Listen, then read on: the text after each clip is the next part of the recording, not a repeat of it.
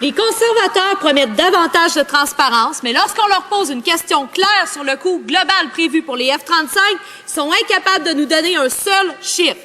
Le directeur parlementaire du budget, lui, est clair. Les conservateurs ont délibérément baissé le prix des F-35 pour faire passer la pilule aux Canadiens.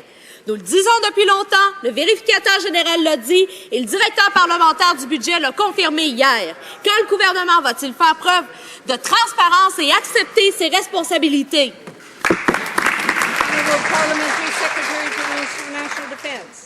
Merci, Madame la Présidente. Et c'est clair que les déclarations de mon honorable collègue ne sont pas vraies du tout. Et faisons preuve tout de suite de transparence. Le programme pour remplacer nos avions chasseurs, les CF-18, est gelé financièrement.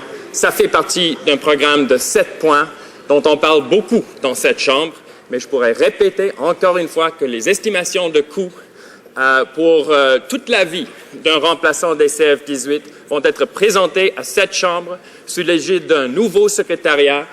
Les coûts vont être vérifiés indépendamment par le Conseil de Trésor et on va faire... Alors, the honourable member for Abitibi-Témiscamingue. Les contribuables canadiens ne sont pas dupes. Entre la version des conservateurs et les faits objectifs du directeur parlementaire du budget, ils choisiront les faits. Le sous-ministre de la Défense confirme que le chiffre donné au cabinet était de 25 milliards. Mais comme le directeur parlementaire du budget l'a affirmé hier, et je cite, « Malheureusement, ce n'est pas le chiffre qu'ils ont communiqué publiquement. » Mensonge et confusion règnent dans ce dossier. Donc, qui, dans ce gouvernement, a pris la décision de communiquer des faux chiffres aux contribuables? Merci, Madame la Présidente. Ce gouvernement assume toutes ses responsabilités.